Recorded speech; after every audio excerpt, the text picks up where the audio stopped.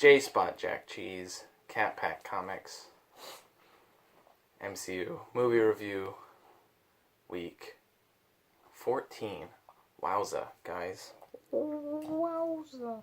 2 reviews, 2 animals, got my new guy here, got a returning champ.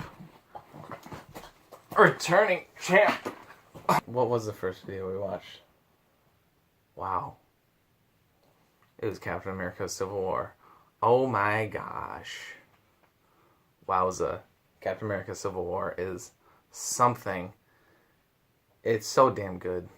It's got everything that the Winter Soldier had, plus the Avengers. I had a lot of anticipation for this movie. Like, excited, looking forward to it, and also really worried partly because Civil War, the comic series, has always held a special place in my comic heart because it was the first series that I actually followed, like on a month-to-month basis. I never really had, there's no comic shop around me. There still isn't. The closest one I have to drive is like half an hour away. So I never really had access to comics as a little kid, but like every now and then go to like the thrift store or something and find old, like, had a lot of amalgam comics, a lot of comics from the 90s, just like scattered issues of Green Lantern, or it's always on my mind when I think of comics, just because it's, you know, I think it's like one of the better, especially like the main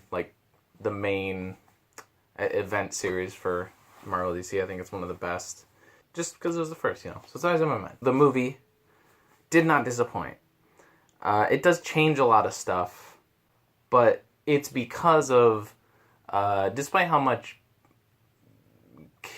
many characters there are in the MCU for a movie series, and how much world building there has been, they would have had to make a lot more movies for there to be as much as there, you know, you have like 50 years of Marvel comics into Civil War. It's got everybody fighting everybody. So that was an issue, but like, you know, that's not the reason that Civil War is a great comic. I mean, it's part of it, but it's really the story beats. It's really like all the, you know, it's that clash of the ideals between Iron Man and Captain America. That, again, it's like slightly different than it is. Like, their reasoning and their motivation behind the things are slightly different.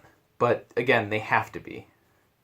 The way the movie handles like how to change and where to change those elements in the beats from the comic series it's so good. It's so much better than I could have been expecting.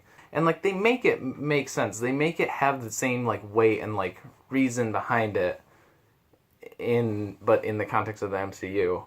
I feel like the motivations behind, you know, mostly just Captain America and Iron Man. The side characters are kind of side characters. They have their reasons, but, you know, not as fleshed out, whatever. It's not about them. It's a Captain America movie.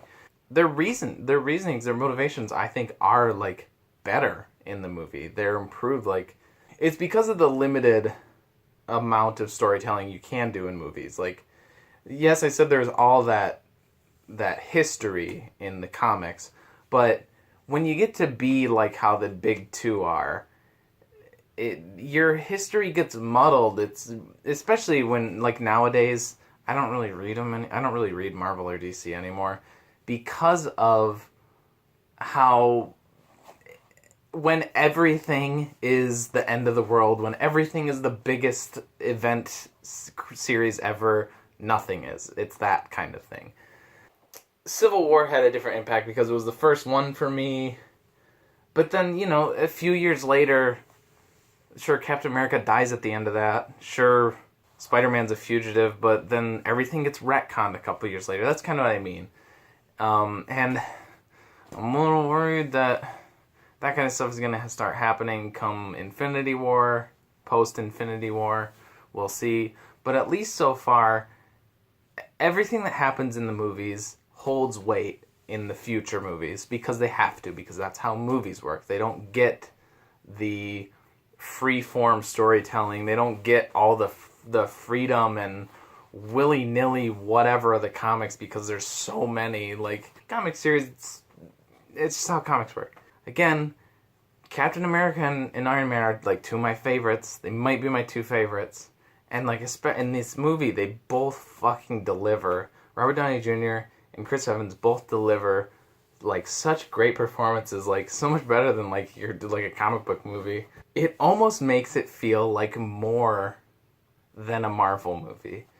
Not quite like, I'm not saying like prestige or like Oscar worthy, like that kind of stuff, but like they take it way seriously, but it doesn't ruin it. It works for it. It's like that could have ruined the whole feel of, you know, the fun Marvel world, and it is a lot more serious than like any Marvel movie before it, but it still has its lighthearted moments. But even though it doesn't really have as much, it's still like good.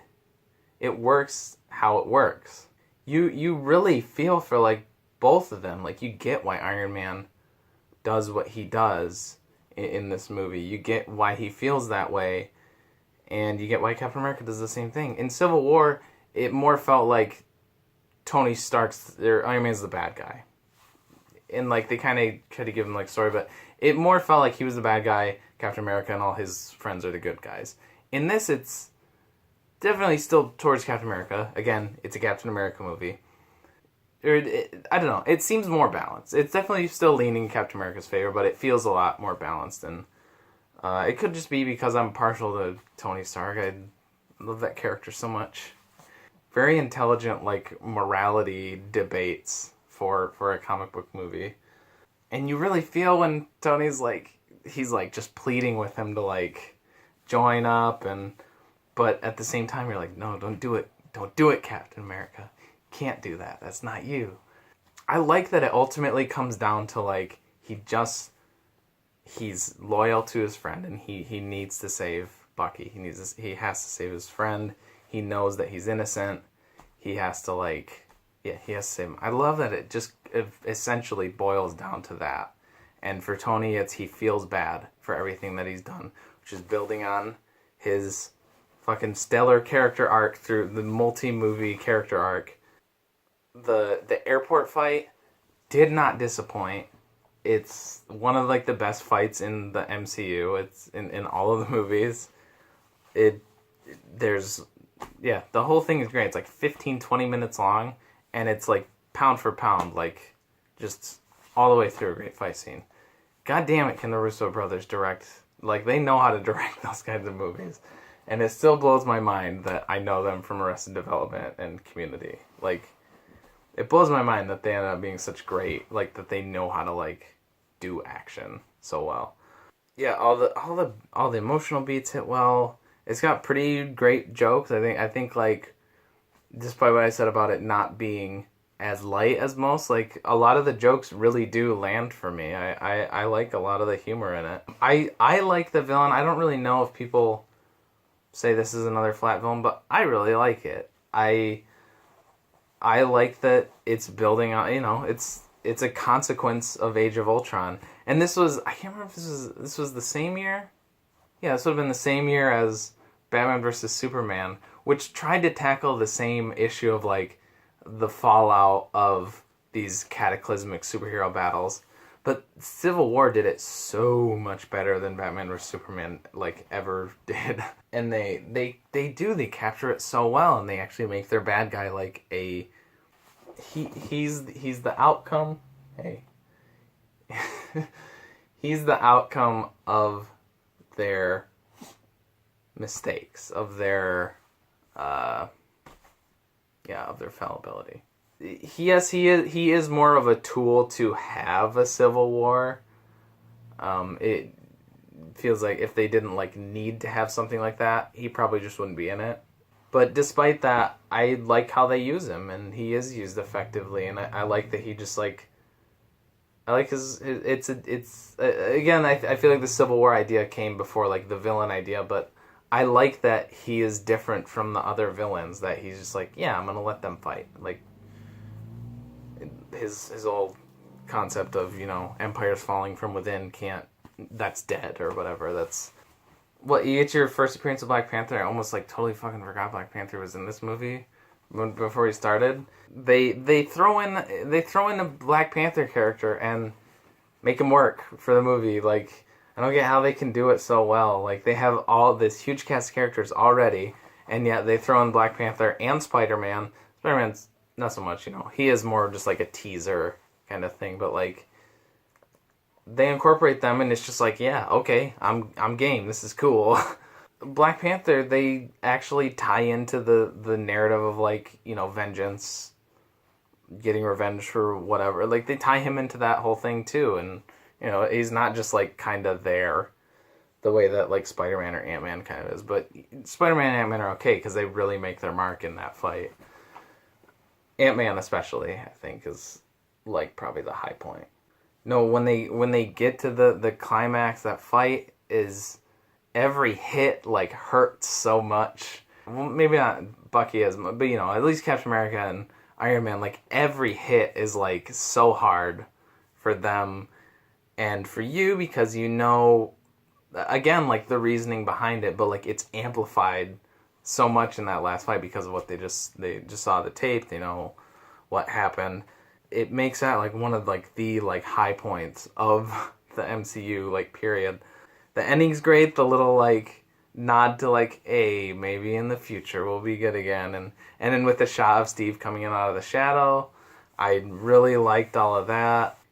I guess I'd say I don't totally like the Sharon Carter, Steve Rogers stuff, but I think everybody's kind of in agreement that's kind of creepy.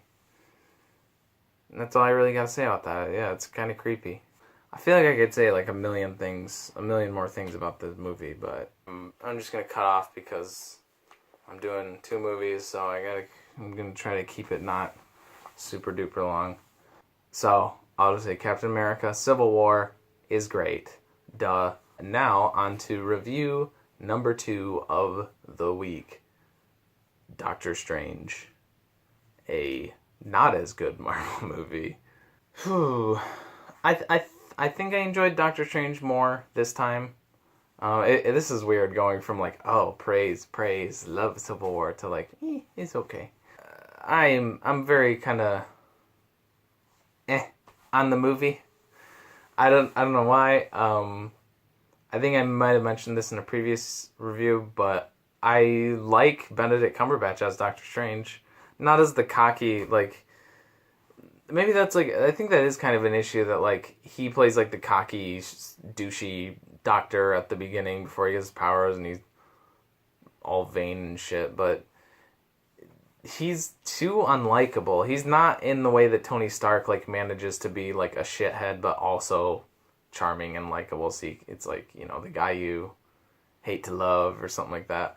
He just kind of sucks. Doctor Strange just kind of sucks before he's Doctor Strange. Another thing, this is a problem that a few Marvel movies have had up to now, is the really pointless romance. This is like maybe the most pointless one. It felt really unnecessary and like just shoved in there. The only like effect on the plot she had was when he gets stabbed with that like, the magic blade thingy, and then she has to like save him. But I think that could have been somebody else. Maybe just had like fleshed out Michael Stuhlbarg a little bit more, which would have been cool actually if like they like hated each other and then he saved his life and they kind of like ended up having like some sort of like mutual respect. That would have been a lot more. That would have been a lot neater to me. Plus, I like Michael Stuhlbarg, so it would have been cool if he was in the movie more than like he hardly was at all. Which he just ended up kind of being like. It was like, oh, we should give him a rival doctor guy because like that's a thing. That's like a character that's in movies, like people like rival contemporaries. Okay, well, what does he do? I don't know. He says he's stupid and he proves him wrong in a scene. And then he's at a vending machine later. And there's a joke. Oh, we need to have him have a girlfriend. Why? Because he's a guy and he's a superhero and he needs to have a girlfriend. Okay. And he gets to Camertage. It gets better, for sure. I like Chiwetel Ejiofor's Mordo a lot. I feel like he has a lot more interesting development and outcome than Doctor Strange does. Especially when, like, Doctor Strange learns to do the portal thingy and he jumps through it.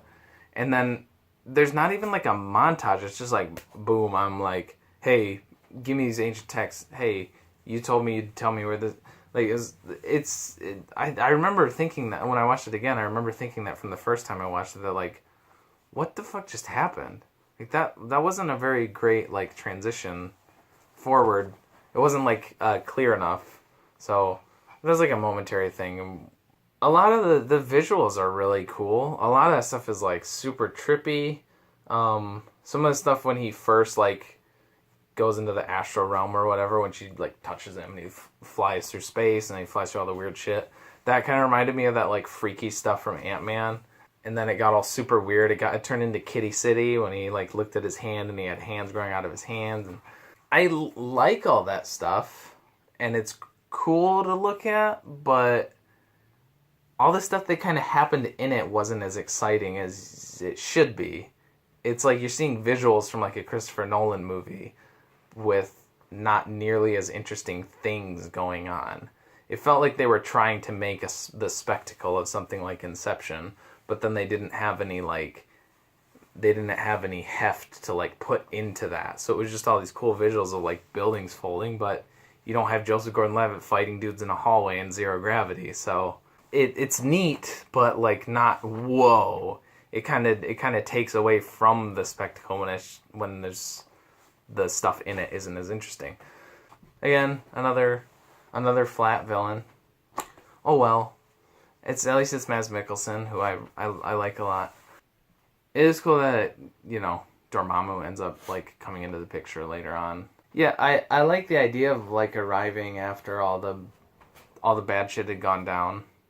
That was cool. And then reversing it, and the whole time looked like it's cool. Like, not actually, like, beating the bad guy necessarily, but it was another kind of unique take on the climax, I guess. So that was kind of cool. I did like that. And again, I do like Benedict Cumberbatch a lot, and I like him as Doctor Strange. When I saw him in Thor Ragnarok, I was like, oh sweet, it's Doctor Strange, cool. But I had way more fun with him in Thor Ragnarok than pretty much any part in this movie. I'm, like, pumped to see him, like, interact with the other characters for sure.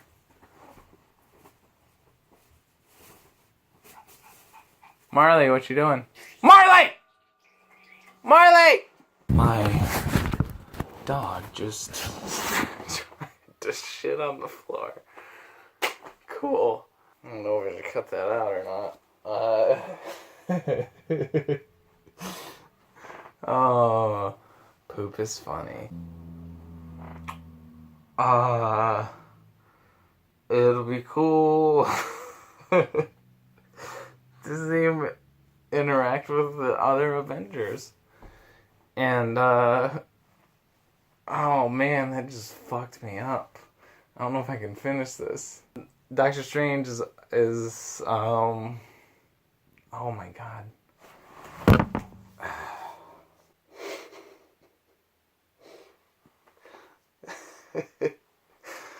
Oh man, normal review guy mode.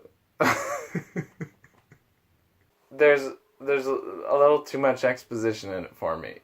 Like, they repeat the time loop thing when you don't need to, and he repeats the mirror dimension thing to a master sorcerer when he puts him in a mirror dimension because he's talking to the audience. There's too much exposition, and that's it. That's all I can do. That's it. That's the only other thing I can think of. That's it. We're done. Doctor Strange is okay. I don't have a cute animal with me, but I'll duck down. I don't have a cute animal with me because my dog just tried to shit in this room.